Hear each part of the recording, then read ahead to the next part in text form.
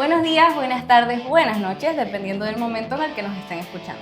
Sean todos bienvenidos al primer episodio de Jurisprudencia con Prudencia, un espacio para conversar sobre temas jurídicos de actualidad, en el cual hablaremos de una forma cercana, crítica y fácil de comprender, incluso para aquellos que no son conocedores de derecho.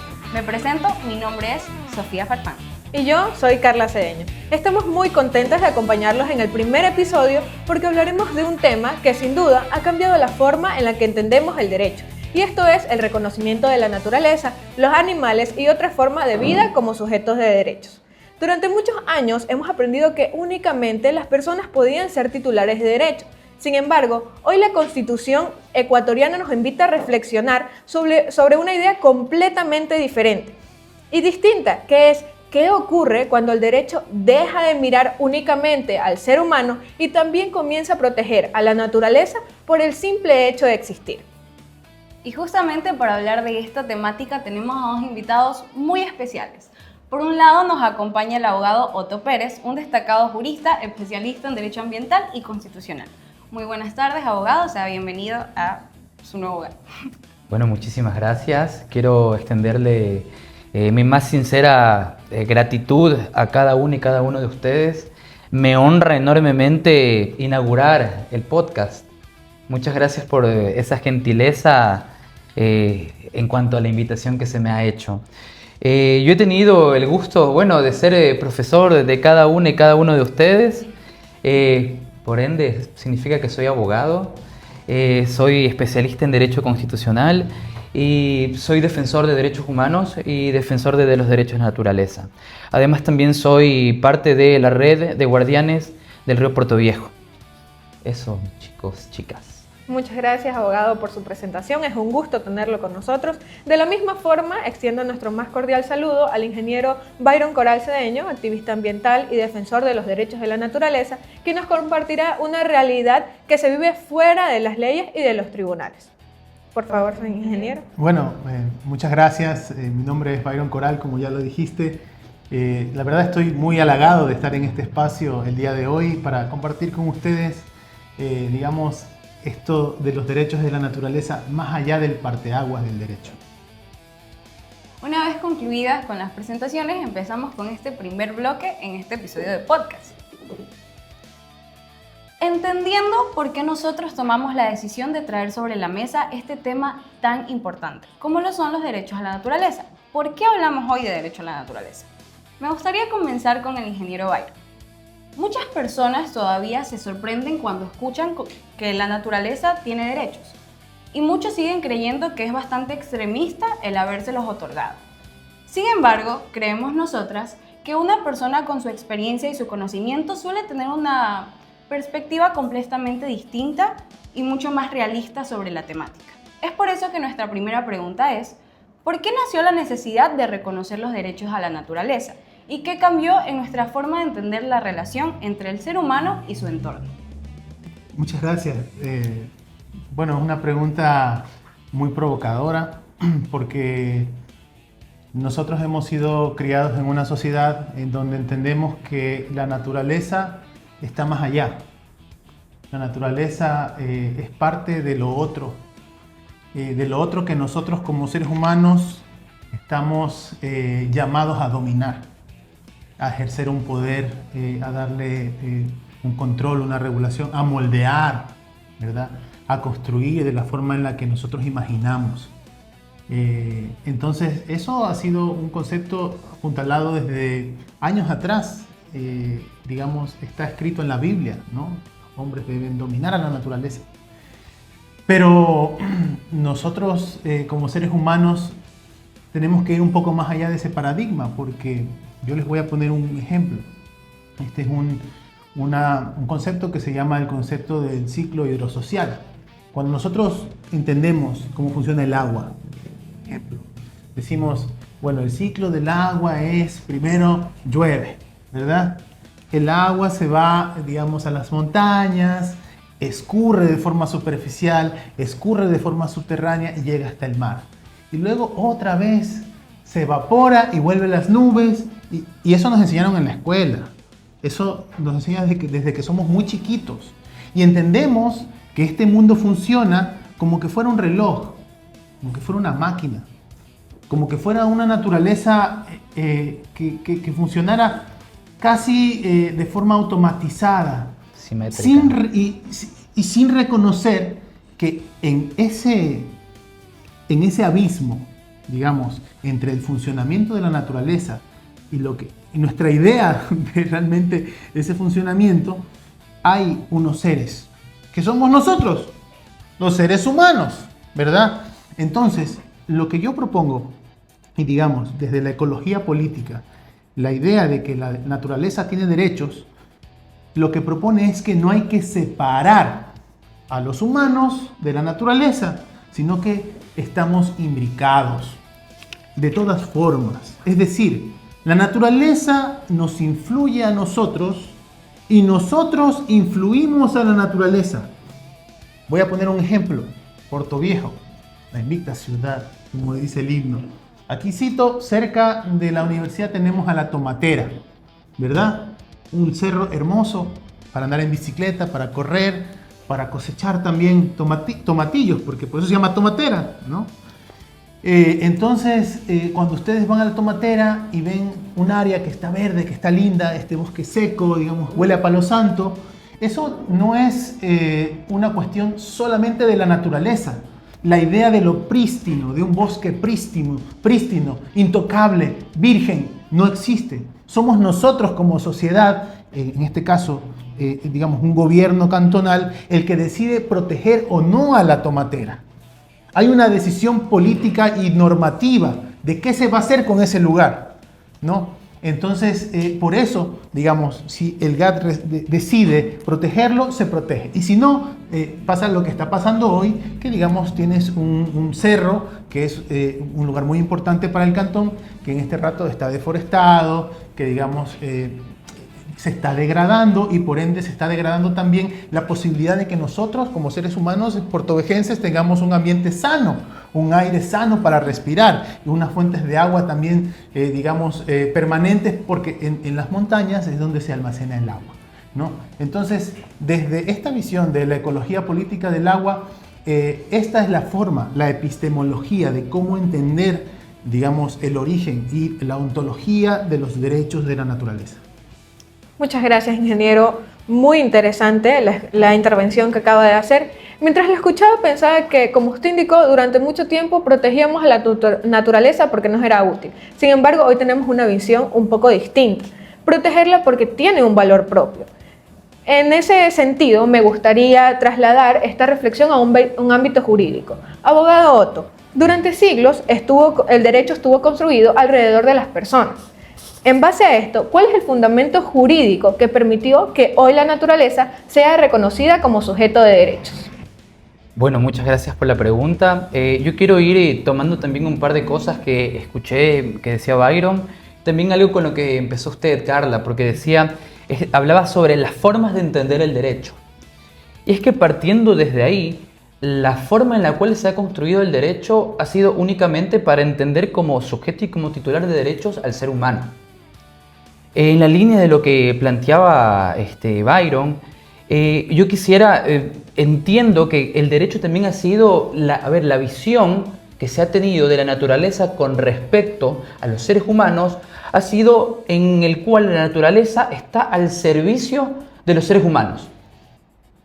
Es decir, que básicamente yo me beneficio únicamente de la naturaleza independientemente de la degradación que yo pueda generarle. Esto y probablemente sea una de las grandes resistencias que existe en cuanto a la concepción de la naturaleza como un sujeto de derechos, y es que claro, particularmente si estudiamos a los juristas canónicos, muy difícilmente vamos a poder encontrar una fundamentación jurídica.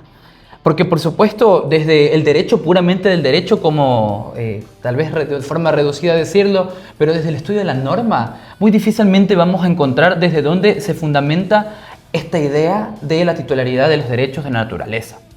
Porque particularmente para eso nos tocaría revisar, como bien dice Byron, los fundamentos de la ecología política y cuál es ese cambio de paradigma, ¿no? Cómo de alguna forma, ya aterrizando en la pregunta, en la Constitución del 2008, la Constitución de Montecristi, se trata de hacer ese cambio cualitativo realmente en cuanto al paradigma que permanecía hasta el año 98, ¿no? Y previo a la Constitución de Montecristi, ¿no? Y me refiero a dar ese paso hacia la idea de entender que, como dice Jorge Drexler en una de sus canciones, que todas las vidas tienen el mismo valor. Eso, en términos muy concretos, se llama biocentrismo. Que es el paso que se da adelante y se deja atrás el denominado antropocentrismo, donde básicamente el ser humano es el centro del universo. Y esto es fundamentado en una razón bastante egoísta, que es la capacidad de razonar. Eso es básicamente lo que distingue al ser humano de la naturaleza en términos muy sencillos, por decirlo de alguna forma.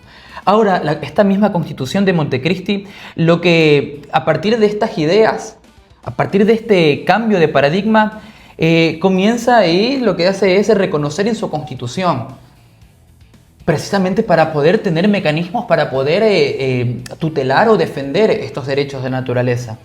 Y por ejemplo, si bien es cierto, en los primeros artículos, el artículo 71, 72 de la Constitución, podemos empezar a tener idea de cuáles son estos derechos, ¿no?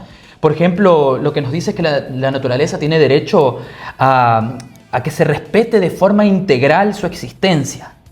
Además, también lo que nos dice es que tiene derecho al mantenimiento y regeneración de sus ciclos vitales, de sus estructuras, de sus funciones. Esto particularmente también nos trae, frente a estos derechos, también se otorgan obligaciones, en primer lugar para los estados, ¿no? Y las obligaciones que se plantean a partir de aquí son obligaciones como, por ejemplo, las obligaciones de prevenir vulneraciones a los derechos de naturaleza, la protección a estos derechos y, por supuesto, a la reparación, a la restauración, como le denomina la Constitución. Y decía que en primer lugar, porque dentro de esta misma disposición normativa lo que nos dice es que no solamente están obligados los estados, sino también las personas particulares. Los particulares también tienen las obligaciones de prevenir, de proteger y, por supuesto, de restaurar los derechos de la naturaleza. Otra de las, claro, porque en muchos foros de manera bastante jocosa se escuchó como, bueno, ¿y quién va a defender los derechos de la naturaleza? ¿Acaso, y recuerdo escuchar esto decir con mucha, totalmente desentonados, donde decían, ¿acaso el árbol va a ir a la audiencia? Y no, bueno, para eso mismo la Constitución nos plantea, ¿no?, que quienes podrán ser aquellos que exijan el cumplimiento de los derechos de naturaleza puede ser cualquier persona natural, cualquier comunidad, cualquier pueblo, cualquier nacionalidad. Eso me gustaría decir como para ir empezando, ¿no? Sí, de hecho, estas primeras dos intervenciones han sido como un anillo al dedo para las cosas que Carla y yo tenemos preparadas, porque mencionaron muchos temas que vamos a desglosar a continuación, la verdad, y podemos entender un poco que esto es un todo y todo, de que tenemos la visión jurídica y la visión humana no se pueden separar cuando hablamos de los derechos a la naturaleza. Eso me parece algo muy importante y que vamos a ver de forma muy linda a lo largo de este podcast. Entender así que cuando hablamos de derecho a la naturaleza no hablamos simplemente de una idea improvisada que dependa de una sola persona ni de una idea simbólica que dependa de un grupo, sino que también estamos hablando de verdadero derecho constitucional, de algo que tiene que hacerse valer más allá de las intenciones que tengamos nosotros como seres humanos. Y es precisamente así que llegamos a una de las cosas que me gustó mucho cómo cerró el abogado Otto, porque viene de la mano de lo que queremos entrar ahora. Siguiendo con esta visión jurídica de cómo se protegen los derechos de la naturaleza. Abogado Otto, como ya lo mencionó, si la naturaleza es un sujeto de derechos, necesariamente debe de existir mecanismos para hacerlos valer. Por eso la siguiente pregunta es, ¿cuáles son las acciones jurídicas idóneas y eficaces para garantizar la tutela de los derechos de la naturaleza cuando estos son vulnerados? Bueno, podremos de manera amplia mencionar que la Constitución reconoce una serie de garantías, ¿no? Por un lado tenemos las garantías normativas, que es básicamente la adecuación de la normativa infraconstitucional a la normativa constitucional. Básicamente que esta normativa que se construya, siempre que se lo haga, sea de forma armónica con los derechos de la naturaleza, en el caso específico. Asimismo, tenemos otras garantías tales como las políticas públicas, las mismas que tienen que estar direccionadas precisamente para poder desarrollar el goce efectivo de los derechos de la naturaleza. Y por último, tenemos también estas garantías que tienen un doble dimensionamiento, por decirlo de alguna forma, porque en un principio nos sirven como para evitar también las vulneraciones a ciertos derechos de naturaleza cuando existe el peligro inminente a su vulneración. Me refiero específicamente a las medidas cautelares. Y por otro tenemos las otras garantías jurisdiccionales también. Considero que, claro, una de las garantías que han sido más utilizadas es la acción de protección. Más allá de que tenemos, por ejemplo, el caso de la Mona Estrellita, donde este caso surge a partir de un habeas corpus que plantea una mujer en favor de su monita, con la cual había tenido por mucho tiempo, por más de 10 años. Y claro, también es un caso bastante particular porque vemos cómo también se incursiona en el uso de otras garantías distintas a la acción de protección, que como ya les decía al principio, era una de las garantías más recurridas. Lo cual también nos da a entender que no únicamente se utiliza la acción de protección, sino que dentro de las garantías jurisdiccionales, constitucionales, podemos disponer de las que se encuentran establecidas ahí. Eso para responder a la pregunta. Muchas gracias, abogado. Es bastante interesante lo que usted menciona, porque muchas personas hemos llegado a pensar, o algunas piensan aún, que estos derechos existen únicamente en el papel. Sin embargo, también sabemos que entre el ser y el deber ser hay una línea muy extensa. En base a esto, quisiera volver con usted, ingeniero Byron, y preguntarle, desde su experiencia como activista, es decir, en el ser del derecho, ¿cuáles considera que son los principales obstáculos que hoy enfrenta la protección efectiva de los derechos de la naturaleza?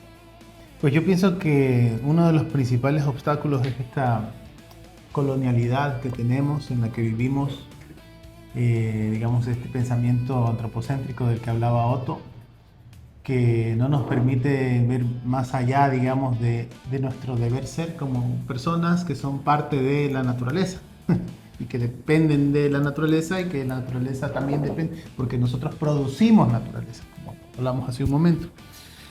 Entonces yo creo que ese es uno de los principales motivos, porque digamos, hay mucha gente que todavía está en la función, digamos, en los tribunales, y que digamos, no siente ese llamado hacia la defensa de la naturaleza, porque digamos, todavía está en el paradigma de esa naturaleza utilitaria. Eso por un lado, y creo que también digamos, el mundo se va configurando en torno a esta idea, de este viejo paradigma. Digamos, este viejo paradigma todavía sigue siendo predominante. Otto hablaba hace un momento del antropocentrismo, y es que el antropocentrismo ya no solamente es una cuestión mental y una cuestión colonial y una forma de ver y de hacer las cosas, sino que además es un paradigma que ha cambiado este tiempo. Hoy nosotros vivimos en un contexto de cambio climático provocado por unas empresas que contaminan un montón, y que, digamos, no hay ninguna organización, digamos, o un tratado que finalmente garantice que esta contaminación no se haga, ¿no? Hay unos modelos de cambio climático que dicen que si se mantienen estas emisiones de gases de efecto invernadero en el futuro, digamos a 2050, hay varios escenarios. Un escenario, digamos, que si se mantiene, la temperatura va a subir 1.5 grados. ¿Eso qué significa para nosotros, digamos, como planeta, ¿no? ¿Eso qué significa para nosotros como seres humanos? ¿Y quién está regulando eso? Digamos, es muy complejo porque vivimos todavía en ese paradigma, ¿no? Entonces, yo insisto, no podemos hablar nosotros de una cuestión netamente de responsabilidad del Estado. Yo creo que finalmente es una forma de pensar sobre la que el Estado sí tiene mucha responsabilidad, pero digamos es una forma en la que se han educado nuestros padres, una forma en la que nos hemos educado, en la que subvaloramos, por ejemplo, los conocimientos de los pueblos y nacionalidades, que realmente, si lo vemos desde un marco de los derechos de la naturaleza, tienen ya una evolución en este pensamiento, ¿no? Digamos, ¿qué es el concepto del summa causae, del buen vivir, ¿no? ¿Qué es el concepto de la Pachamama, ¿no? Digamos, cómo los pueblos y nacionalidades en el Ecuador, en este territorio, digamos, que es el Ecuador, entienden su relación con la tierra, con la naturaleza, ¿no? Creo que si nosotros podemos mirar eso con respeto, podemos aprender un montón de cómo integrarlo a nuestra realidad, porque finalmente nosotros podemos algún día dejar de depender del teléfono, algún día dejar de depender de muchas cosas que tenemos en este mundo. Pero lo que nunca vamos a dejar de depender es de esto. No le estoy haciendo promoción a ninguna marca de agua. Le sacamos la etiqueta. Pero es agua, ¿me entienden? O sea, lo que me refiero es, nunca vamos a dejar de depender de agua, de comida, ¿ya? Y aunque nosotros contaminemos mucho esta agüita, mucho la tierra y ya no se pueda sembrar y ya no podamos vivir los seres humanos de eso, hay un montón de microorganismos que capaz que sí pueden vivir con agua contaminada, ¿ya? Entonces, digamos, es ahí son donde... los virus particularmente. Claro, los virus particularmente, pero mira, nosotros, digamos, si tú revisas la evolución humana, nosotros venimos de cianobacterias, ¿ya? Ese es nuestro origen, digamos, nuestros parientes más lejanos, primigenios, ¿verdad? Fueron cianobacterias dado una estabilización de las temperaturas que hubieron en la Tierra muchísimos miles de años atrás, ¿ya? Entonces, puede que el agua se vuelva inconsumible para nosotros, puede que la comida ya no se dé, digamos, porque los suelos son infértiles, pero la vida va a seguir. Y creo que en este momento reconocer los derechos de la naturaleza no es solamente luchar de forma romántica por, digamos, la idea de que un jaguar viva. Es que la posibilidad de que un jaguar esté en su espacio significa que tenemos un ambiente lo suficientemente sano para vivir nosotros como seres humanos, si es que no quieren cambiar su paradigma mental, ¿ya? Si es que lo quieren ver desde el paradigma del antropocéntrico, ¿no? Entonces, piensen que las ranitas, estas que están en Cotopaxi, entonces, de alguna manera son un bioindicador, un indicador de vida. ¿De vida de qué? De vida del agua, de vida de la tierra, de vida del páramo, de vida del monte, de vida de la montaña, de vida de la naturaleza. ¿Qué significa eso? Que nosotros podemos vivir. En el momento en que ya no hayan estas especies, en el momento en que no hayan abejas, porque le seguimos metiendo glifosato, en el momento en que no tengamos jaguares viviendo en la selva, en las montañas, en el momento en que no tengamos estas especies, microorganismos, hongos que crecen en la montaña, entonces en ese momento nosotros como humanidad estamos fritos, ¿ya? Porque no vamos a poder seguir viviendo en un ambiente porque ya no es sano. En Chile hoy los hongos tienen derechos. Sí, los derechos de la funga.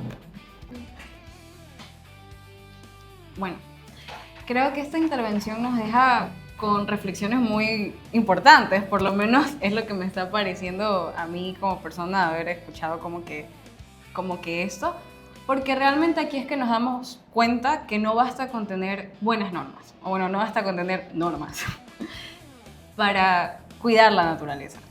El cuidado de la naturaleza viene de nosotros como personas, de las decisiones que tomamos día a día y básicamente de los objetivos que nosotros decidimos. Si nosotros decidimos hacer caso omiso a las cosas que suceden día a día, la contaminación, o si nosotros decidimos ser parte del cambio. Para continuar hablando de la naturaleza, no sé ustedes, pero a mí cuando pienso en naturaleza, se me viene inmediatamente algo a la cabeza, que son los animales. Porque los animales también son parte de la naturaleza, son parte de ese ecosistema tan lindo que deberíamos de cuidar. Es así que vamos a empezar desde una parte un poco más jurídica del tema respecto a los animales. Bueno, abogado Otto, creo que este es un tema que va a ser bastante interesante para las personas que nos escuchan, puesto que al ser personas jóvenes, a veces, en vez de estar un poco más intensivados por la naturaleza, nos movemos más por los animales. Durante muchos años, no es un secreto para nadie que el derecho trató y vio a los animales simplemente desde una perspectiva más patrimonial, más desde que nos pertenecían los animales y no por la dimensión, por la independencia que ellos mismos puedan tener y los derechos que tienen por ser seres vivos. Sin embargo, esa visión hoy en día parece estar cambiando. Y así surge una pregunta muy importante, que es la siguiente. ¿Cuáles son los derechos que actualmente se reconocen a los animales dentro del ordenamiento jurídico ecuatoriano? ¿Y cuál es la diferencia que encontramos cuando hablamos de derechos de los animales y los derechos a la naturaleza? Bien, está muy buena pregunta. A ver, quisiera ahí como contar dos momentos, utilizando como dos casos que tuvo la Corte con respecto a derechos de los animales. No preciso en este momento el año, pero el caso se llama el caso Satu, que era el caso de un perrito mestizo. No sé si lo conocen, no sé si conocen el caso, pero es el caso de un perrito mestizo que mordió a una persona. Había una ordenanza municipal que determinaba básicamente que siempre que sucediera algo como esto, donde un perro de tendencias peligrosas pudiera atacar a una persona, básicamente tendría que ser sacrificado. Ahora, en este caso pasó algo muy particular. Se presentó una acción de protección en contra de este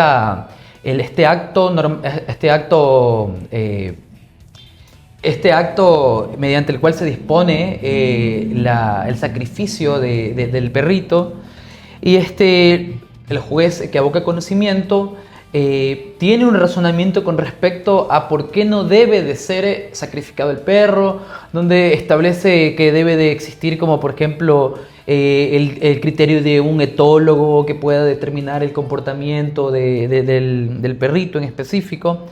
Sin embargo, él lo que hace es que eleva a consulta de norma para que la Corte Constitucional determine básicamente la inconstitucionalidad de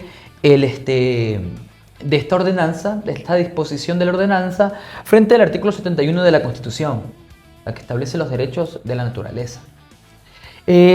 La consulta de norma fue rechazada por la Corte. Una de las cosas que deja esa sentencia es que dice que el artículo 71, que reconoce los derechos de la naturaleza, no involucra a los derechos de los animales. Y eso es como tremendamente extraño, por ponerle alguna palabra. Vemos que más adelante tenemos este caso que hemos estudiado mucho, que es el caso de la mona estrellita.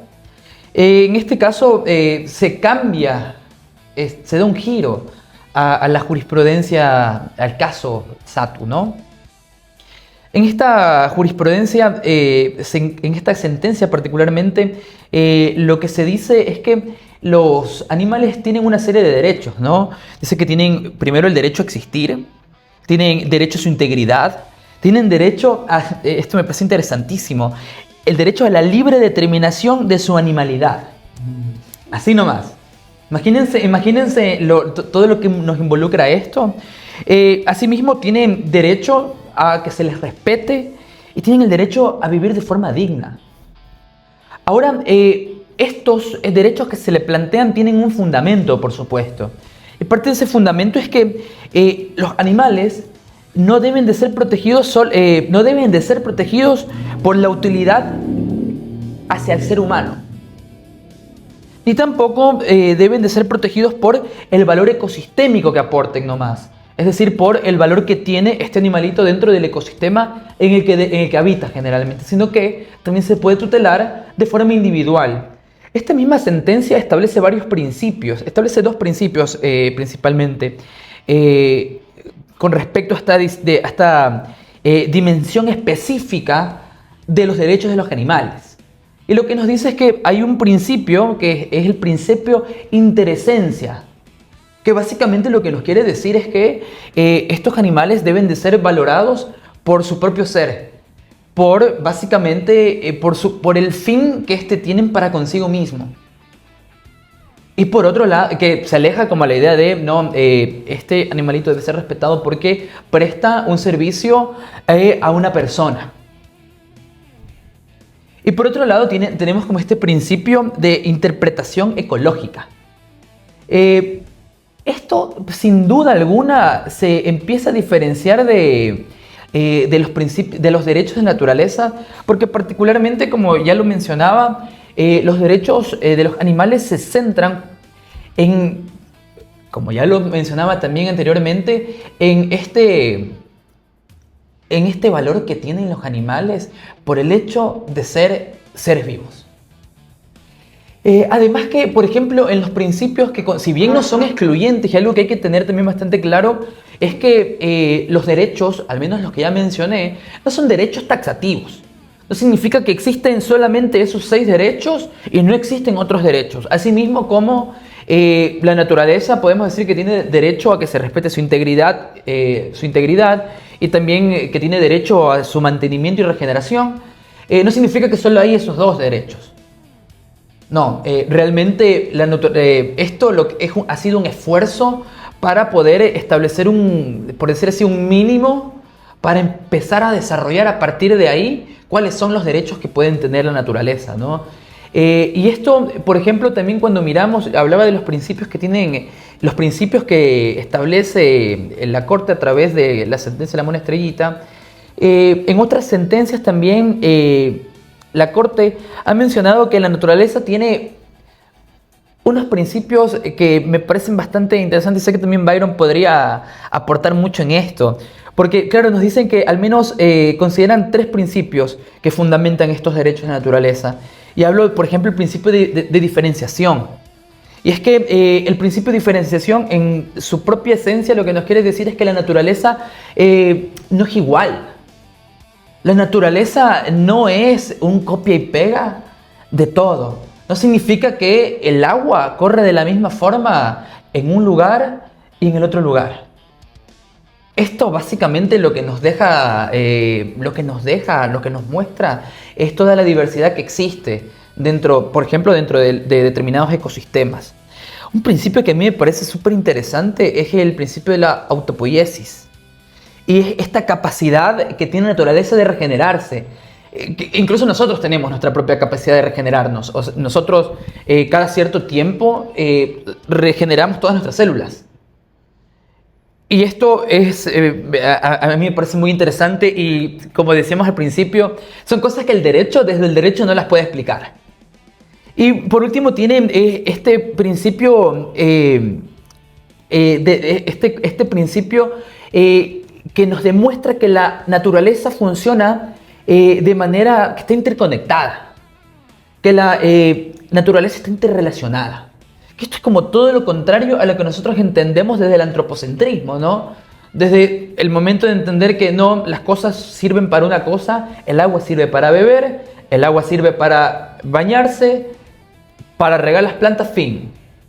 Pero, como decíamos, existen otras funciones que pueden proporcionar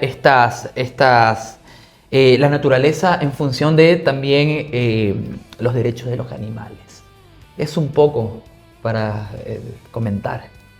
Muchas gracias. Yo quisiera aportar algo, solo una ilustración, digamos, de cómo en Yellowstone, en Estados Unidos, hay un parque, es un parque nacional. Un parque nacional muy importante y es una reserva hídrica también de Estados Unidos que se estaba secando. Entonces empezaron a investigar que en esta reserva ya no habían lobos. ¿Ya? y tomaron la decisión de reinsertar lobos a el parque y el agua volvió. No es una cuestión romántica. Lo que pasa es que, digamos, es un orden en el que la naturaleza funciona, ¿no? Hay un depredador, hay una presa, hay una relación simbiótica entre animales, entre plantas, entre microorganismos, entre seres humanos. Quizás, digamos, el término correcto, más que imbricados, es estamos en una relación dialéctica intrínseca, permanente. No podemos separarnos, digamos. Como yo les decía hace un rato, si dejan de haber, digamos, ahora hace poco hubo un caso en Cotopaxi en donde la prefecta estaba construyendo una vía, ¿no? Y esta vía atravesaba por un lugar en donde hay un sapito que se llama el hatun. No me recuerdo totalmente el nombre, pero era algo así como hatun, este sapo. Y el caso es que la vía pasaba e iba a afectar los medios de vida de este sapito. ¿Qué pasa, digamos, si tú pasas la vía, si tú acabas con el entorno donde vive el sapito? Los sapitos viven donde está el agua, en el páramo, donde está el colchón de agua, donde está, digamos, hay un montón de relaciones que se dan ahí. Y no podemos solamente porque, digamos, no estén dentro del imaginario de lo que en el humano es la naturaleza, decir que sí o si no está dentro de los derechos, digamos, de la naturaleza. Ya, al final de cuentas, todo es naturaleza. Ya, hay un autor que se llama Erik Swingedu que dice la naturaleza no existe. No existe la naturaleza porque todo es naturaleza. ¿Ya? Y porque finalmente luego a través de las normas que nosotros tenemos decidimos qué sí y qué no conservar como naturaleza. Eso es lo más fuerte, porque al final de cuentas somos como seres humanos, como decía Otto, tenemos la capacidad de ir y denunciar y decir: yo voy a defender al río Puerto Viejo, señor juez, me pongo aquí y yo represento al río en este momento, y como río, como representante del río voy a decir esto, ¿no? Y denuncias. Digamos, en ese mismo ejercicio uno digamos, también se relaciona con digamos, los animales y con todo lo que está en el medio, ¿no? Con los microorganismos, ¿no? O sea, ese tema es un tema, digamos, diminuto, invisible, pero el suelo es una materia rica, poderosa, llena de vida, que nosotros no alcanzamos a ver. Y digamos, ¿qué tal si así como no reconocemos los derechos de los animales que son más visibles, como digamos una ranita o como un jaguar o como un lobo, etcétera, tampoco reconocemos el suelo, porque para nosotros es un suelo que lo recogemos y lo desechamos y nos sirve, digamos, para despojar los escombros luego de construir nuestras casas, pero desconocemos que ahí también se da el origen de la vida, ¿no? El origen de la vida, porque de ahí viene toda la alimentación que tenemos y desde los suelos se infiltra el agua también que luego bebemos. Muchas gracias a ambos por sus interesantes intervenciones y sobre todo ejemplificaciones que nos permite entender de una mejor forma y más dinámica. En apego a esto, ingeniero Byron, volviendo con usted, me gustaría preguntarle lo siguiente. Usted que trabaja diariamente de manera personal y en la realidad con estos temas, ¿podría explicarnos cuál es el nuevo paradigma que hace posible que hoy estemos aquí sentados hablando de los derechos de la naturaleza? Bueno, yo, digamos, parecería que yo soy un defensor de los derechos de la naturaleza. Eso creo que hay grandes exponentes en el mundo. Yo creo que cada uno hace lo que puede. No me considero un defensor de los derechos de la naturaleza. A lo mucho un defensor de mis propios derechos y de los de mis amigos, si es que se me permite, aunque no soy abogado. y digamos en el colectivo, en la forma en la que más se pueda. Pues yo creo que ha sido muy importante esta constitución del 2008 en el Ecuador. Creo que es una constitución que, como bien lo decía Otto, marca un paradigma, ¿no? marca la posibilidad de hablar de estas cosas y no ser vistos como hippies. Sí, porque hay todo, digamos, una idea de que las personas que pensamos en esto y que hablamos de esto, somos hippies de amor y paz y un movimiento que ya no existe hoy en día, digamos, y realmente es un tema muy objetivo. No hay, digamos, yo no lo veo con ningún romanticismo. Yo creo que es un tema muy serio además. Creo que ahora también estamos en un momento en donde hay todo el tema de telecomunicaciones, ha permeado nuestra atención, nuestra capacidad de concentrarnos.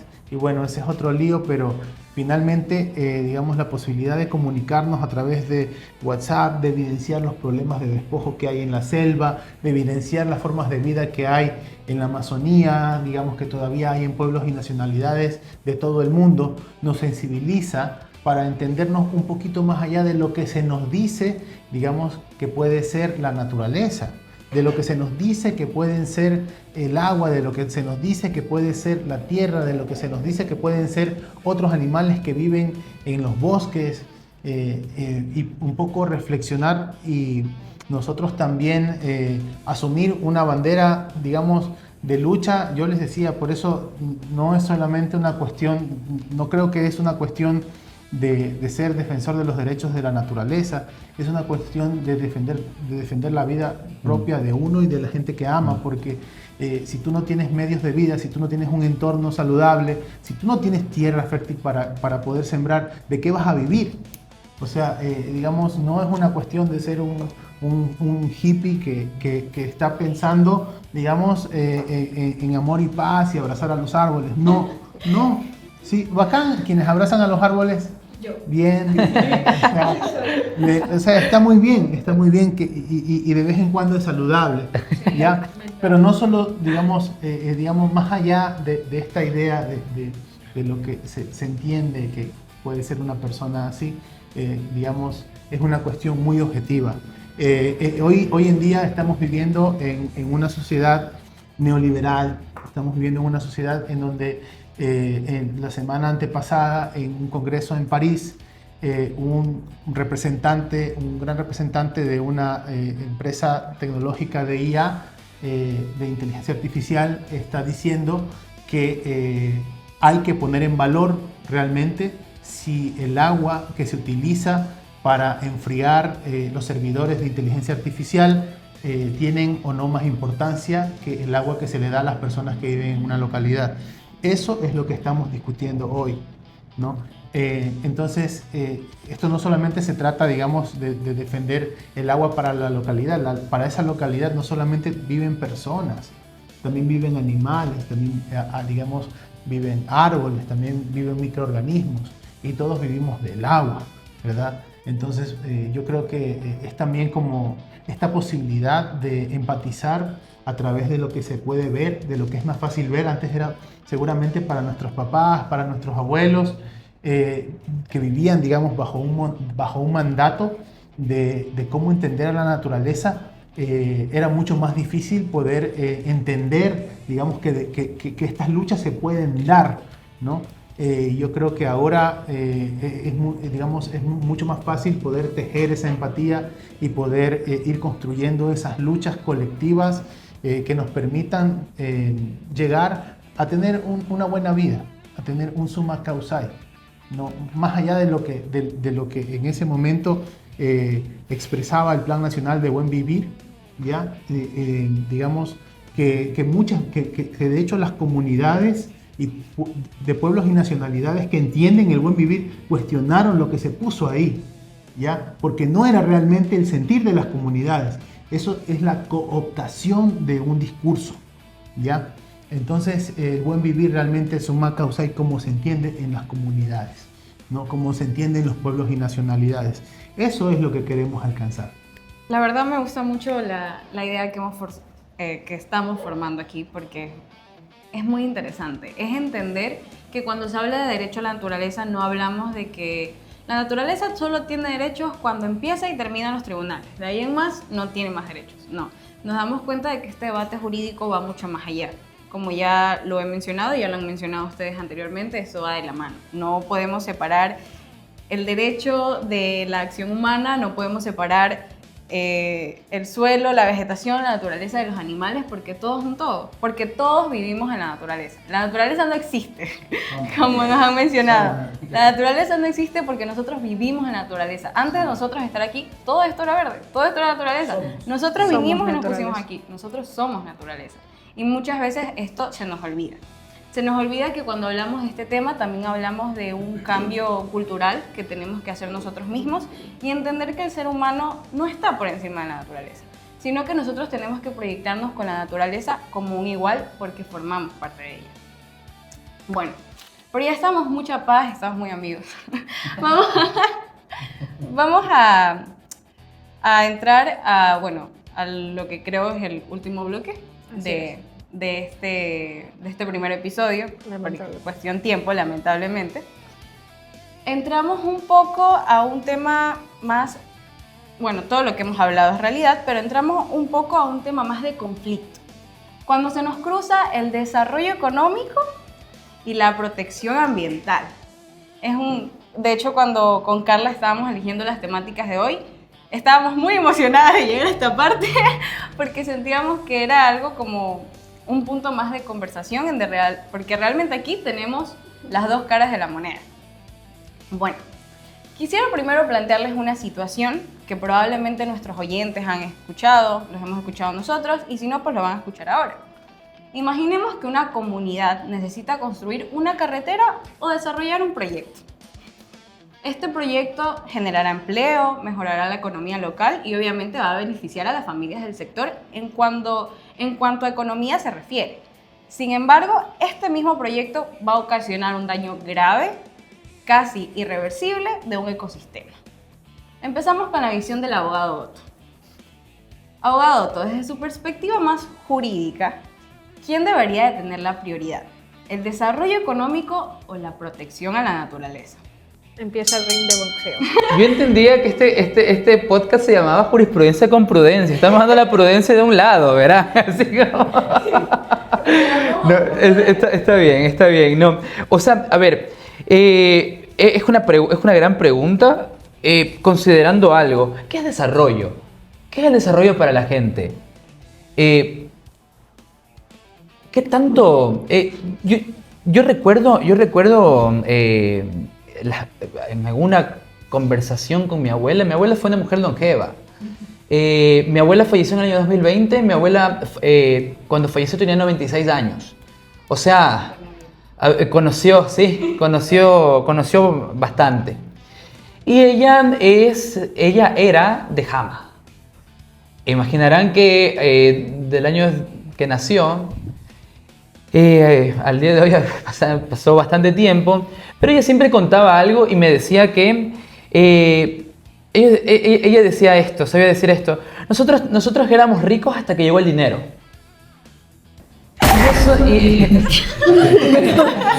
Salud.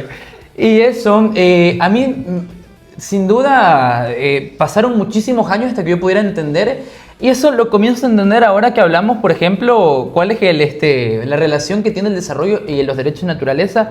Y yo me atrevo a decir que son básicamente excluyentes que el uno del otro. Y es que el desarrollo, cuando miramos bien, lo decía Byron, ¿no? ¿Acaso los generadores para enfriar estos sistemas de inteligencia artificial tienen más importancia que el derecho de las comunidades a recibir agua?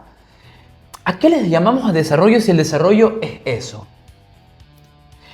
Esto me sirve para retomar las primeras palabras que decía al principio cuando decía que desde esta visión antropocéntrica la naturaleza ha sido vista solamente como un objeto, desde una idea totalmente utilitarista, donde la naturaleza sirve como medio para cumplir los fines de ciertas personas, porque ni siquiera es de todas las personas, principalmente cuando hablamos de desarrollo, porque ¿quiénes son los que promueven el desarrollo? Yo sigo insistiendo, ¿a qué le llamamos desarrollo? Porque ¿acaso desarrollo, acaso yo puedo ver que un estado es desarrollado por el PIB? por los niveles de industrialización. ¿Por qué no podemos considerar otras variables como realmente cuánto conservamos nuestra naturaleza de la que formamos parte, como decía Eduardo Galeano? Yo insisto en esta idea de que, y que ha sido también sé que, esto me puede meter en un problema realmente, pero las últimas izquierdas, parte de lo que traían consigo era como, se denominaban las izquierdas progresistas, ¿no? De las cuales, en alguna manera, yo creo que coinciden con ciertas prácticas de las derechas más recalcitrantes, que es seguir mirando la naturaleza como un objeto, como ese medio para cumplir fines personales. A mí me causa tremenda preocupación cuando, insisto, puede que me equivoque con los números, pero parece que es el artículo 72, que dice como que todas las personas se pueden beneficiar de los recursos naturales, siempre y cuando respeten el buen vivir. Pero se dan cuenta, nuevamente, a pesar de reconocer los derechos naturales que estamos haciendo, estamos entendiendo la naturaleza solo como un recurso. Exacto, como un recurso, como una cosa, como un objeto, como algo que yo puedo utilizar independientemente de que ésta tiene sus propios ciclos, que tiene su propia estructura, que tiene sus propias funciones. Cierro con la afirmación que sea al principio. Para mí, pensar en desarrollo y pensar en los derechos de naturaleza desde la idea desde esta idea colonial, desde esta idea totalmente antropocéntrica, donde lo que tenemos que hacer donde lo que se nos enseña a hacer es básicamente a someter a la naturaleza, a utilizar y a desangrar a la naturaleza, es totalmente excluyente. Muchas gracias, abogado Otto. Siguiendo con este primer round, es momento del ingeniero. ¿Round contra quién? Yo necesito un ¿Quién es mi abogado? Será round entre las partes entonces. Yo creo que es importante ubicarse, hacer un juego de roles, ¿no? O sea, en un territorio en donde, digamos, es muy escueto, pero sí, porque normalmente ese es el cuento que vemos en la tele, ¿no? De que hay una comunidad que quiere superarse, quiere desarrollarse y, digamos, hay una gran obra y esa gran obra va a beneficiar a unos, pero al costo de hacerle daño a otros. Yo creo que es importante también, primero, pensar en que una estrategia súper interesante para poder, digamos, activar salvaguardas en casos como estos es la consulta libre previa e informada. La consulta libre previa e informada nos obliga a, desde el desarrollo, desde la elaboración del proyecto, ¿no? Estar de acuerdo con los pueblos y nacionalidades que habitan en un lugar. Y muchas veces sucede que una parte de la comunidad está de acuerdo y otra no está de acuerdo, pero si no hay un acuerdo no se avanza, ¿ya? Eso creo que también es importante ponerlo porque es una estrategia que digamos, desde el activismo, desde la militancia, desde también el hacer en la calle, en las organizaciones, nos sirve y creo que sí sería interesante que como carrera de Derecho ustedes puedan impartir talleres a la sociedad civil de temas como la consulta libre previa e informada, algo súper importante. La consulta ambiental, por supuesto. Y la consulta ambiental es diferente que la consulta libre previa e informada, entonces creo que, digamos, como consulta libre previa e informada tienes un campo mucho más amplio, porque la consulta ambiental ahora mismo es una consulta manoseada, lamentablemente, mientras que el CLPI es un instrumento internacional, digamos, que se aplica de acuerdo a... Hay como un CLPI estándar, pero luego en cada país, de acuerdo a su normativa, si es que es más avanzada que ese CLPI estándar, se puede aplicar. Entonces creo que eso es un tema importante. Por otro lado, también estoy de acuerdo contigo, Otto, el tema del desarrollo como concepto en disputa. ¿no? El desarrollo, ¿quién nos dice lo que es el desarrollo? ¿Quién se inventa el desarrollo? ¿Cuáles son las primeras muestras de desarrollo en el Ecuador? Nos traslada a los años 50. Ya no sé si alcanzamos a conversar todo lo que pasa, pero el primer plan de desarrollo del país fue hecho en los años 50. Y lo que contemplaba el primer plan de desarrollo del Ecuador era embalses, era hidroeléctricas, ¿no? Digamos, esta idea de qué hacer con la naturaleza, que la obra más grande, seguramente si esta botella de agua la envasan en Puerto Viejo o en Manabí o en Guayas, nosotros estamos tomando agua que viene desde el embalse Daule Peripa. Ese embalse fue construido pensado en el plan de desarrollo del Ecuador que se hizo en los años 50, ¿no? Imagínense, y fue materializado en los años 80, en el 88, ahí cuando yo iba naciendo se iba ya materializando esta gran obra, y hoy día, digamos, en Puerto Viejo tenemos el embalse de Poza Honda, y todas estas grandes obras lo que hacen es que inundan. O sea, inundan para que nosotros tengamos agua aquí abajo bien cómodos, ¿no? Pero son muchas hectáreas, digamos. En el Daule Peripa hay un momento en que se baja un poquito y se logra ver todavía algunas cruces de las capillas, ¿no? Que quedaron inundadas en ese tiempo. Y claro, como dice Otto, luego, digamos, en los años 90, en el 2008, cuando entra este periodo de este progresismo en el Ecuador, hay un auge de otra vez ese desarrollismo, ¿no? Grandes obras, el Coca-Cola Sinclair, digamos, grandes obras otra vez hidroeléctricas, hay una apertura del catastro minero, ¿no?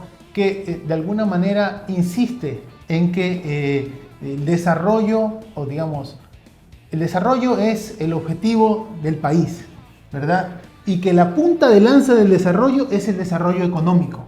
Y que el desarrollo económico, digamos, considera a la naturaleza como un objeto a ser, digamos, explotado, ¿no? Y de alguna manera, cuando nosotros pensamos a la naturaleza como un objeto a ser explotado, podemos también pensar en cómo la sociedad también ve a las mujeres, ¿no? Digamos, en ese símil, digamos, de las mujeres también como un objeto a ser manejado, poseído, dirigido, digamos, y cuando hablo de sociedad, hablo de hombres, ¿verdad? Porque quienes estamos detrás de este orden de la sociedad, la mayoría, somos hombres, ¿no? Entonces creo que también es importante, digamos, ir reflexionando sobre lo que es desarrollo, hacia dónde nos lleva a pensar en los derechos en la naturaleza, que muchas veces esa naturaleza es pensada como una mujer, ¿verdad? Y los desafíos que implica hoy en día trabajar temas de desarrollo, yo creo que sí se pueden trabajar, siempre y cuando, por ejemplo, tengamos instrumentos como el CLPI y nos pongamos de acuerdo en que no se quede nadie atrás, ¿ya? El tema es que hay mucho egoísmo, digamos, hay un pensamiento en donde estamos pensando primero, digamos, cómo rellenarnos nuestro bolsillo, cómo cumplir con todos los compromisos sociales que tenemos, antes de pensar en realmente los compromisos colectivos que existen y que se pueden hacer desde la política. Muchas gracias a ambos por sus intervenciones. Hemos concluido que esto es un empate. No hubo pelea, para los que querían pelea, no hubo pelea. Perdón, nuestros oyentes, discúlpenos. Pero bueno, lamentablemente para todos estamos llegando a un triste final, un tema muy interesante, pero cuestión tiempo para todos. Sin embargo, hemos dejado en estos días una cajita de preguntas en Instagram y la gente ha estado muy atenta y ha preguntado muchas cosas. Sin embargo, hemos seleccionado algunas porque no podemos responder todas por ahora. Entonces vamos a hacer una pequeña ronda de preguntas con respuestas rápidas para dar por cerrado el podcast. Entonces, como primera pregunta, ingeniero Byron, pregunta Laura Estefanía C. Desde su experiencia, ingeniero, ¿cómo se logra convencer a las constructoras de que proteger a los ríos y las especies es una obligación?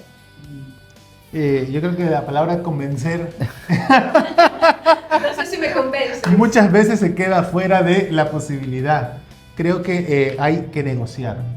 Creo que hay que ponerse de acuerdo y utilizar todos los instrumentos que te da la normativa y la ley para negociar en forma entre iguales. Porque el tema es que una cosa, digamos, es que cuando llega una empresa, una gran empresa, tiene mucho poder y los defensores de los derechos, digamos, colectivos y de la naturaleza son, digamos, personas de las comunidades, ¿no? Entonces, yo creo que es importante que la ley nos ubique al menos en una relación menos desigual, ¿verdad?